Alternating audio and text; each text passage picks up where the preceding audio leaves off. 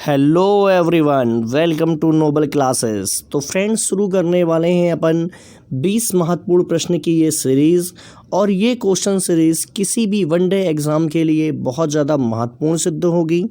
और ये question series CBD2 NTPC और ग्रुप डी के क्वेश्चन पेपर को ध्यान में रखते हुए तैयार की गई हैं।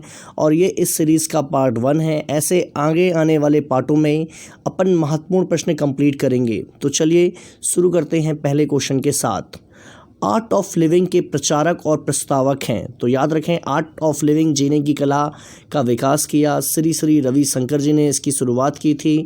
और 1981 से यह कार्य लगातार जारी है इनके द्वारा।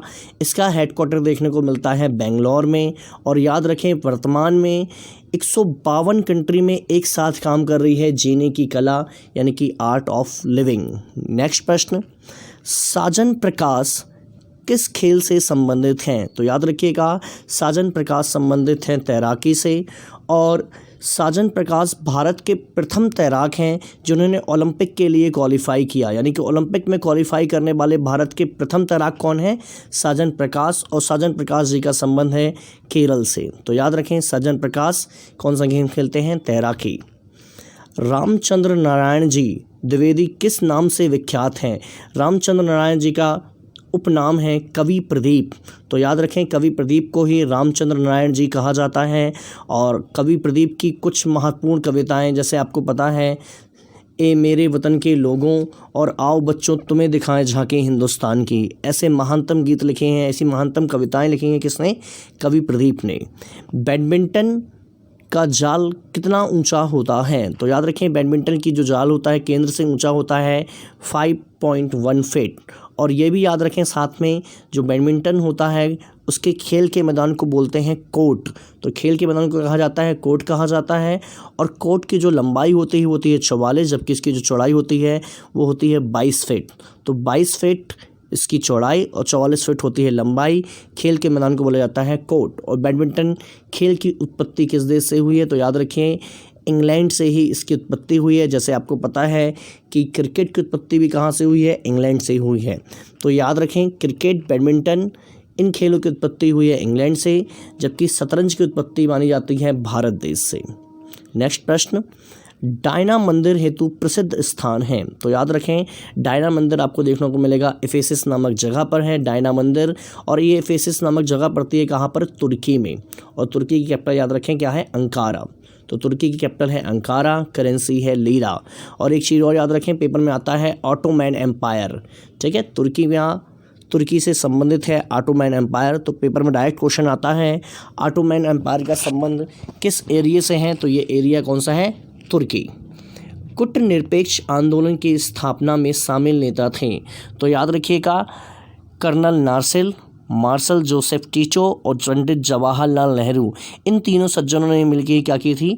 गुटनिरपेक्ष आंदोलन की स्थापना की थी। तो याद रखिए, गुटनिरपेक्ष आंदोलन में नासिर, टीटो, नेहरू, इन तीनों का ही योगदान था। 1961 में गुटनिरपेक्ष आंदोलन अस्तित्व में आया। और इसका हेडक्वार्टर देखने को मिलता है कहाँ पर? जकार्ता। याद रखिए, इंडोनेशिया की कैपिटल है जकार्ता। गुटनिरपेक्ष आंदोलन पता है आपको क्या था? एक्चुअल में क्या था, सेकेंड वर्ल्ड वॉर के बाद संपूर्ण विश्व दो भागों में बट गया था, एक मित्र राष्ट्र और एक धुरी राष्ट्र। अब कुछ देश ऐसे भी थे जो ना मित्र राष्ट्रों में शामिल होने वाले थे ना धुरी राष्ट्रों में, जैसे भारत था। तो इन्होंने क्या निर्णय लिया, हम अपने आप को दोनों देशों से क्या करेंगे? दोनों गुटों से अलग रखेंगे। और उसके लिए नाम क्या दे दिया गया? गुटनिरपेक्ष। तो याद रखें ये चीज़। नेक्स्ट प्रश्न, सदीर कृष्ण नृत्य शैली का प्राचीन नाम है। तो याद रखिएगा, जो सदीर नृत्य शैली है ये भरतनाट्यम का ही पुराना नाम है। और आपको पता है, भरतनाट्यम एक शास्त्रीय नृत्य है और ये संबंधित है किस स्टेट से? तमिलनाडु। तो याद रखें, भरतनाट्यम का संबंध है तमिलनाडु। अच्छा देखिए, आप डांस के बारे में समझें। देखिए, जो डांस होते हैं ना, वो एक्चुअल में 2 प्रकार के होते हैं। एक होते हैं क्लासिकल डांस, एक होते हैं फोक डांस। क्लासिकल डांस को हिंदी में बोलते हैं शास्त्रीय नृत्य। क्या कहते हैं? शास्त्रीय। देखिए आगे लिखा हुआ है इसमें शास्त्र। कहने का तात्पर्य ये है, ऐसे डांस जिनका उल्लेख, ऐसे नृत्य जिनका उल्लेख अपने शास्त्रों में है, उनको बोलेंगे अपन शास्त्रीय नृत्य। ऐसे भारत में टोटल शास्त्रीय नृत्य की संख्या कितनी है? 8। तो याद रखिए केवल शास्त्रीय नृत्य की संख्या भारत में कौन सी कितनी है? 8 होती है। ठीक, जबकि फोक डांस क्या होते हैं? जैसे बहुत सारे लोग साल में खुशी के अवसर में एक साथ मिले और उन्होंने एक साथ कोई डांस कर लिया और ये प्रक्रिया हर साल चलती है, तो उसे क्या बोल देंगे? फोक डांस कह देंगे। जैसे मध्य प्रदेश में राई, बधाई, शेर, ठीक है, भांगड़ा, गिद्दा, ठीक है, थाली नाच, ये सब क्या है? ये सब फोक डांस है। लेकिन भरतनाट्यम, कथकली, कथक, है ना, ये सब क्या होते हैं? क्लासिकल डांस में आते हैं। नेक्स्ट प्रश्न, क्वांटो मैदान किस देश में स्थित है? तो याद रखिए क्वांटो मैदान का संबंध है किस देश से? जापान से संबंधित है क्वांटो मैदान। और याद रखिएगा जापान के मैक्सिमम जो एरिया है वो स्थित है होन्शु द्वीप पर, जबकि आपको पता है जापान का सबसे बड़ा द्वीप है होन्शु द्वीप। आप जैसे पता है आपको जापान की कैपिटल टोक्यो है, किस द्वीप पर है? होन्शु द्वीप पर है। जापान का एक बहुत बड़ा शहर ओसाका किस द्वीप पर है? होन्शु द्वीप पर है। तो याद रखिए कि जापान के सबसे बड़े द्वीप का नाम क्या है? होन्शु द्वीप, और वहीं पे मिलता है आपको क्वांटो मैदान। नींद का अध्ययन क्या कहलाता है? याद रखिएगा नींद के अध्ययन को बोला जाता है क्या? हिप्नोलॉजी। तो हिप्नोलॉजी को कहा जाता है नींद का अध्ययन।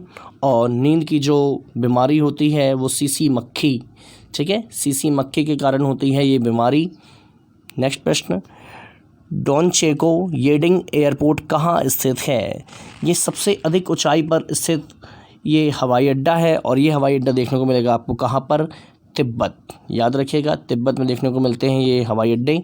नेक्स्ट, स्वतंत्रता की प्रतिमा कहाँ स्थित है? देखो आपको पेपर में जब क्वेश्चन आएगा ना, ये आपको स्टैच्यू ऑफ लिबर्टी नहीं लिखा मिलेगा। 2016 में एलपी में क्वेश्चन आया था, स्वतंत्रता की प्रतिमा कहाँ स्थित है? आप सिर्फ याद रखें। तो स्वतंत्रता की प्रतिमा को ही स्टैच्यू ऑफ लिबर्टी कहा जाता है और ये स्थित है, आपको पता है कहाँ स्थित है? ये न्यूयॉर्क में, ठीक है। तो न्यूयॉर्क में स्थित है स्टैच्यू ऑफ लिबर्टी। और ये जो प्रतिमा है ये फ्रांस के द्वारा अमेरिका को गिफ्ट की गई थी, ठीक है, फ्रांस ने अमेरिका को गिफ्ट की थी। और 1984 में यूनेस्को ने इसे वर्ल्ड हेरिटेज में शामिल किया था। तो याद रखें स्वतंत्रता की प्रतिमा कहाँ पर स्थित है? न्यूयॉर्क में स्थित है। चलिए नेक्स्ट प्रश्न के साथ आगे बढ़ते हैं। विश्व में जीसस क्राइस्ट की सबसे बड़ी मूर्ति स्थित है? तो विश्व में जीसस क्राइस्ट की सबसे बड़ी मूर्ति स्थित है कहाँ पर? ब्राज़ील में। याद रखिएगा ब्राज़ील रियो डी जेनेरो का एक शहर है। 39.6 मीटर इस स्टैचू की लंबाई है, याद रखिएगा। और जिस जीसस क्राइस्ट की सबसे बड़ी मूर्ति है, याद रखें।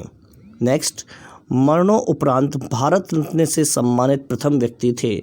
तो मरणोपरांत भारत रत्न दिया गया था लाल बहादुर शास्त्री जी को दिया गया था। लाल बहादुर शास्त्री भारत के दूसरे नंबर के प्रधानमंत्री थे जो कि 1964 में प्रधानमंत्री बने और 1966 में इनकी डेथ हो गई। तो याद रखें भारत के दूसरे प्रधानमंत्री लाल बहादुर शास्त्री हैं। नेक्स्ट, ऊँटों का प्रसिद्ध व्यापार किस वार्षिक मेले का हिस्सा है? तो याद रखिएगा ऊँटों का प्रसिद्ध व्यापार हिस्सा है किस मेले का?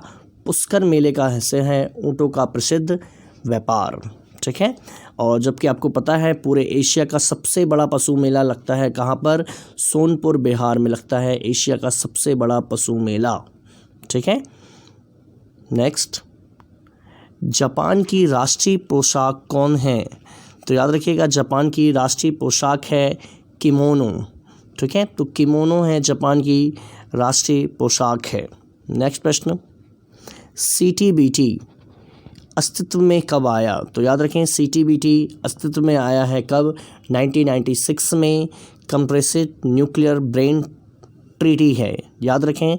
इस ट्रीटी को 183 देशों ने साइन किया हुआ है CTBT को।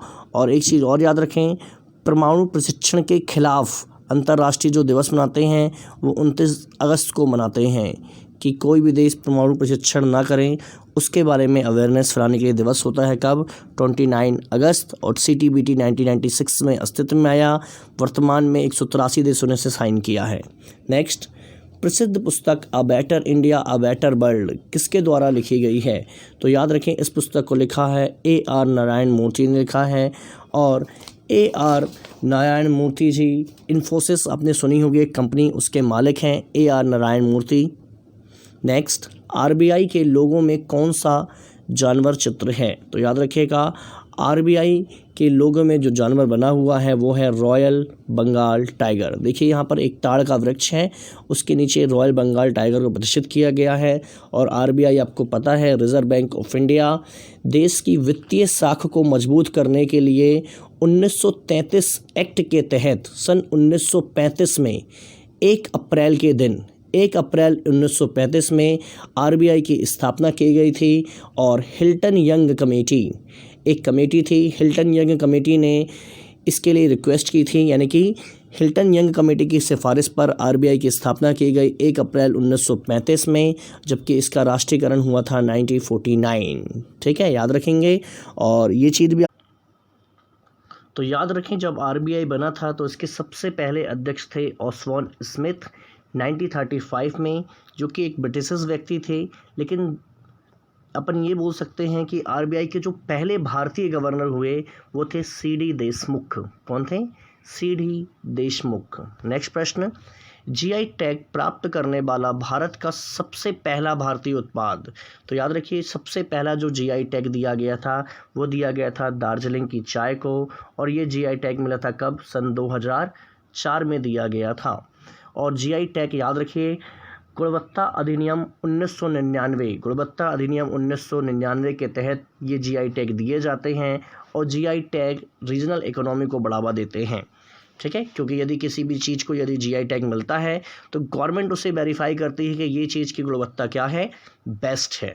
चलिए नेक्स्ट प्रश्न, लिखित दस्तावेज है जो एक मानव वैज्ञानिक संस्कृति का चित्रण दर्शाते अनुसंधान से तैयार करता है, तो इसी को कहा जाता है क्या? एथनोग्राफी। इसी के लिए वर्ड यूज़ होता है एथनोग्राफी।